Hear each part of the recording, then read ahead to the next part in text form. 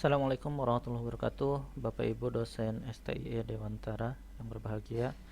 Berikut sekilas saya jelaskan bagaimana kita menggunakan LMS STIE Dewantara. Nah, Bapak Ibu dosen bisa mengaksesnya pada alamat elearning.dewantara.ac.id. Nah, setelah diakses, Bapak Ibu akan terlihat tampilan seperti ini. Nanti di sini banyak nama mata kuliah. Lalu Bapak Ibu klik login di kanan atas untuk masuk ke dalam sistem. Nah, Bapak Ibu silakan isikan username dan password yang telah diberikan oleh sekretariat. Lalu klik login. Nah, selanjutnya Bapak Ibu di tampilan dashboard dosen, Bapak Ibu nanti di sini ada list mata kuliah yang Bapak Ibu ampu. Nah, atau di sini my course, nanti di sini ada beberapa list mata kuliah yang Bapak Ibu ampu. Apabila ada mata kuliah yang tidak sesuai, nah Bapak Ibu bisa mengkomunikasikannya ke sekretariat untuk dilakukan perbaikan ya. Nanti takutnya ada mata kuliah yang tidak sesuai. Nah, Bapak Ibu untuk masuk ke dalam mata kuliah, Bapak Ibu bisa klik nama mata kuliahnya. Nah, secara default nanti Bapak Ibu akan ditampilkan seperti ini. Ada 4 topik. Nah, untuk memasukkan materi perkuliahan, di sini Bapak Ibu ada tombol setting, bisa klik tombol settingnya lalu pilih turn editing on. Nah, ya. Misal di topik pertama Bapak Ibu mau mengisikan deskripsi mata kuliah. Nah, bisa di sini ada tombol edit, klik edit, lalu pilih edit topik. Nah, di sini topik satunya kita ganti checklist customnya, lalu kita tulis.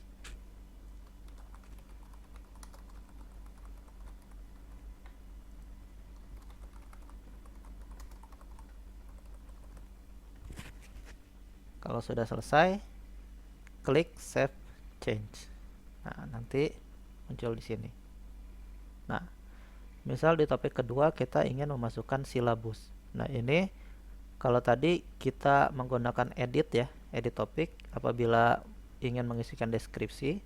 Nah, kalau hanya ingin mengganti judul topik bisa klik tanda pensilnya di sini.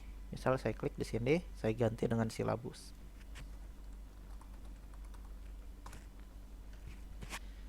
Nah, lalu enter. Untuk mengupload file silabusnya, Bapak Ibu bisa di sini ada tombol add an activity or resource. Diklik. Nah, nanti di sini banyak aktivitas dan resource yang bisa Bapak Ibu gunakan ya. Nah, tapi belum semuanya bisa digunakan karena keterbatasan server kita. Nah, paling di sini yang penting-penting saja kita gunakan, misalnya di sini file. Nah, apabila kita ingin mengupload file, maka di sini pilih resource file lalu klik add. Nah, di sini kita tuliskan namanya, nama filenya. Deskripsi boleh tidak diisi. Lalu untuk memasukkan filenya, kita bisa melakukan drag and drop ya. Misal di sini saya sudah ada nih silabus TIK-nya, klik langsung drop. Atau bisa juga klik di sininya, klik add file, lalu pilih upload a file, lalu pilih choose a file. Nah, nanti tinggal kita klik nama filenya, lalu klik open ya, lalu upload this file.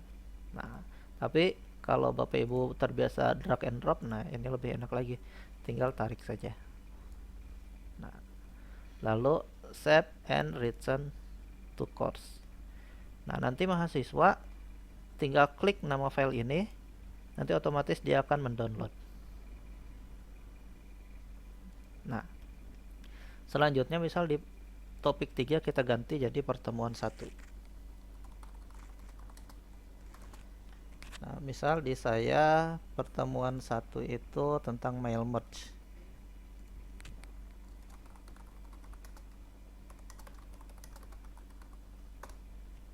Nah, nanti kita bisa upload file yang akan kita gunakan sebagai materinya. Klik file lalu add.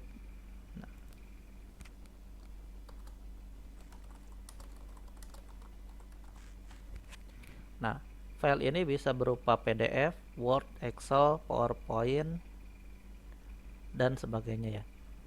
Nah, tapi usahakan tidak yang berat. Kalau video nanti baiknya kita upload dulu di YouTube atau di Google Drive kita. Nah, agar servernya tidak keberatan. Nah, misal ini saya upload untuk pertemuan 1, lalu save and return. Nah, nanti ini ada materi gambarnya. Misal di pertemuan 1 ini saya ada video. Nah, tinggal klik add an activity. Nah, misal videonya saya taruh di sini ya, di Google Drive. Nah, berarti saya masukkan linknya. Di sini ada URL. Pilih URL lalu add. Nah, di sini menggunakan MyWords.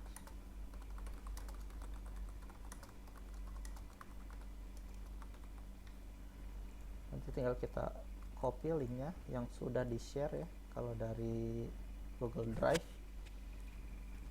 lalu tinggal save and return to course. Nah, nanti kalau mahasiswa klik, nanti dia terbuka videonya ya. Misal kalau ada lebih dari satu, di add an activity and research lagi.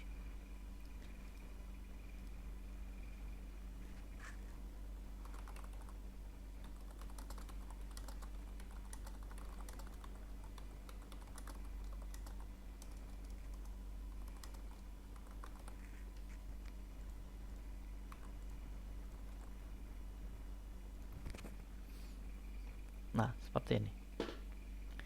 Misal di pertemuan 2, oh ya, misal di pertemuan 1 saya ada tugas. Nah, misal tugasnya saya masukkan ke pertemuan 2.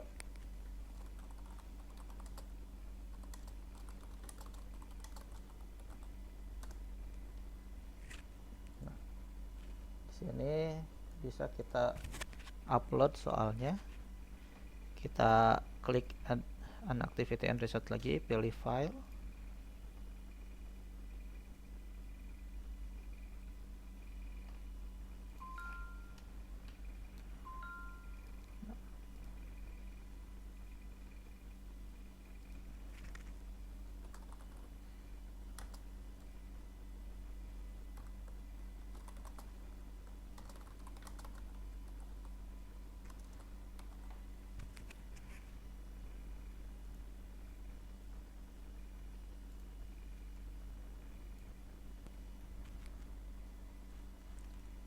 Kita masukkan filenya, lalu save and return to course. Nah, apabila tugas ini untuk diupload di sini, maka kita harus menyediakan tempat uploadnya untuk mahasiswa. Jadi kita klik add an activity or resource, lalu kita pilih di sini activitiesnya assignment, lalu add. Nah, di sini kita tulis nama yang jelas agar mahasiswa tahu bahwa ini tempat upload.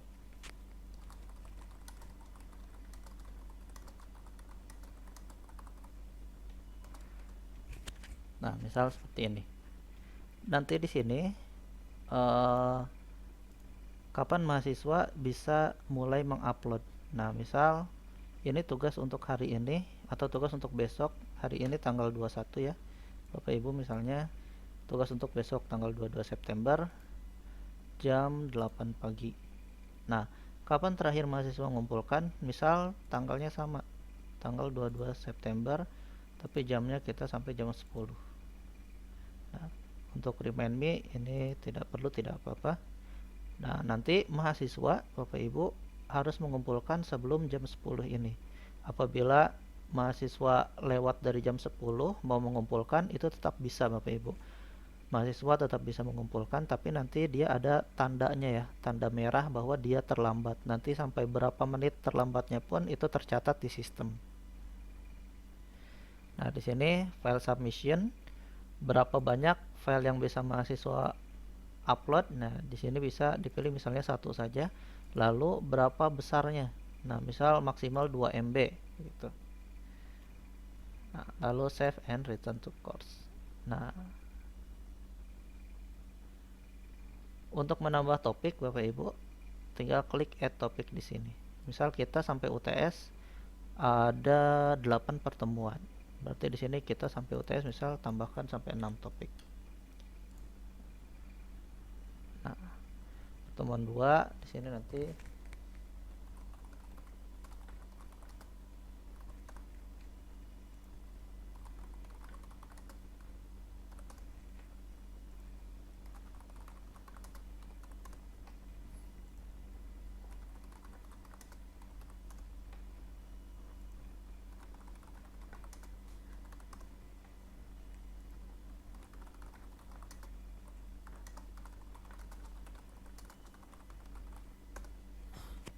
Nah, untuk pertemuan selanjutnya ini caranya sama ya dengan yang tadi kita memuat di pertemuan 1 dan pertemuan 2. Nah, di pertemuan 8 juga sebetulnya sama ya untuk ujian tengah semester. Nah, misal saya mau mengupload file soal untuk UTS-nya. Klik add an activity or resource. Nah, oh ya, Bapak Ibu jangan lupa apabila ingin mengupload file atau lain sebagainya harus pas ya di tempatnya. Misal untuk pertemuan 3 berarti di sini, untuk pertemuan 4 di sini. Sesuai dengan garisnya. Ya, sejajar. Nah, di sini di pertemuan 8 saya ingin mengupload soal. Nah, pilih resource file.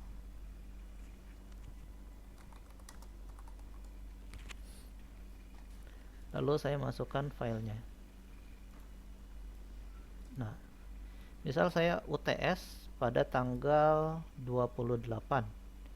Nah, maka saya set di sini restrict access, add restriction, pilih date. Nah, di sini saya setting agar mahasiswa bisa akses file soal ini pada tanggal 28 jam 8 pagi misalnya. Ya. Jadi nanti mahasiswa tidak akan bisa mendownload soalnya sebelum tanggal 28 jam 8 pagi. Lalu pilih save and return to course. Nah, seperti ini ya. Lalu jangan lupa sama seperti yang tadi ya, tugas, maka kita harus tambahkan tempat mahasiswa untuk upload UTS-nya. Klik di sini add an activity or resource lagi, pilih assignment. Lalu add. Nah, kita kasih keterangan di sini.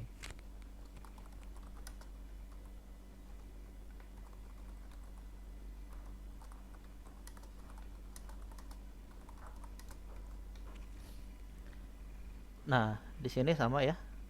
Kapan bisa upload mahasiswa? Misal tadi ya tanggal 28 mulai bisa upload jam 8. Lalu kapan terakhirnya? Misal kita kasih sampai jam 12.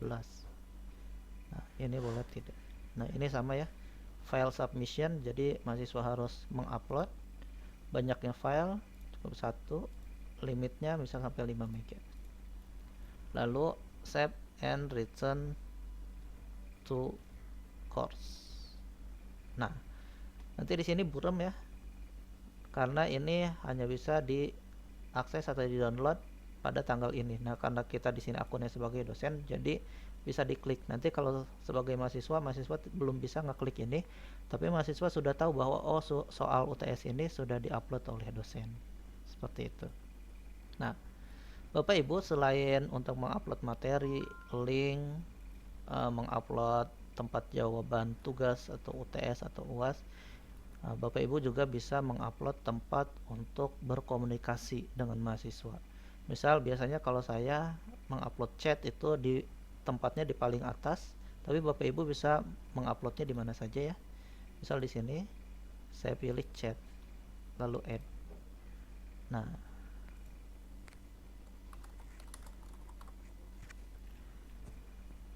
lalu save. Nah, tapi di sini chat ini hanya bisa digunakan ketika